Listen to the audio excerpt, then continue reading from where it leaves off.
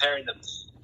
In children, the flu actually is more deadly than coronavirus. We had over 200 deaths just this flu season in the United States from coronavirus, from flu, which is far in excess of what we've had deaths-wise for coronavirus. Now, of course, the coronavirus was a shorter period of time, and there's still a lot, of information to be gathered. But coronavirus is less deadly in children than it is in adults. The kids have less symptoms, and the kids, so far, the evidence shows that the transmission from kids to other kids and adults is less. We've certainly seen that here in our Bucks County data. Mm-hmm.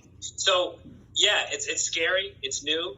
And I think we do, and that's part of the reason why our guidelines talk about treating it like measles and other diseases that we see in our schools. And that's not to say it's the same as those, but what my intent is to say, hey, look, this could be with us for an extended period of time. And we can't say every time there's a case in the school, shut the school down. We can't say every time there's a contact to a case, send all those kids home. Because once you start doing that, we will be back in a mode of basically not having school.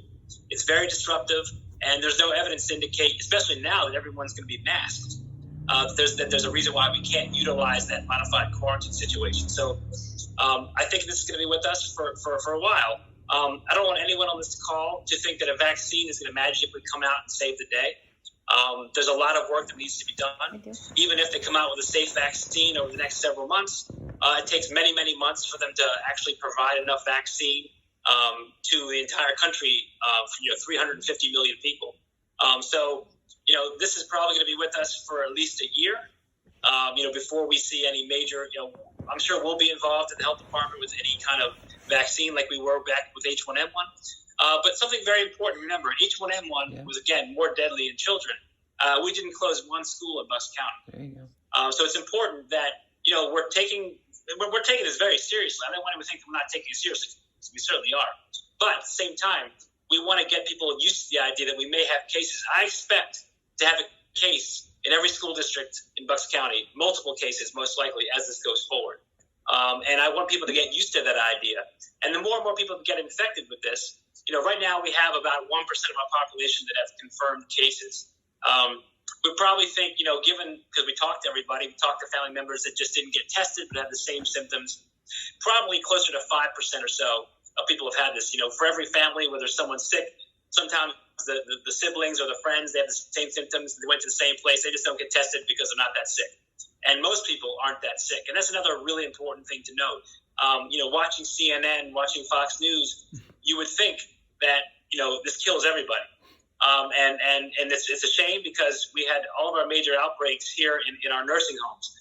We've had over 500 deaths, and 90% of those were nursing home patients. So what that means is if you can exclude those, now those are still people and they count very much. I had one of my own staff members lost their mother to coronavirus in a nursing home. His home very, very hard for us here. But if you can somehow say, if you take those cases and separate them, clearly in that population, this disease is very strong. It's very bad in nursing home populations. But in the rest of the population, it's not that bad. And the vast majority of people do very, very well. There's going to be people who may get sick from this. There's people that end up, in a hospital for a couple of days. But what we've seen is over the last several weeks is that the cases are trending younger. And we've seen the hospitalizations continue to go down. We haven't had a death in Bucks County since June 29th. My point is that this disease definitely has a major problem with a specific population. The rest of the population, it is closer to a flu-like disease with relation to death.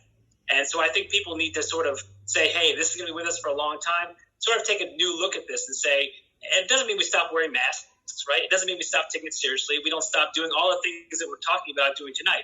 But it's going to take a little bit of an adjustment on our part to say, hey, look, this may be with us maybe yearly going forward.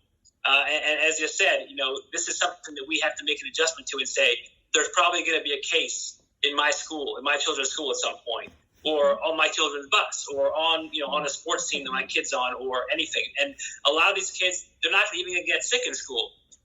We're seeing the transmission for children. We're seeing them getting sick from a parent at home or something like that. So, no matter what we do, whether it's a hybrid model or anything else, we're not saying the kids won't get sick at school, because a lot of them are getting sick outside of school anyway. So that's why it's really important. Again, we have to look at this from a pragmatic perspective and say, hey, this is with us for a long time.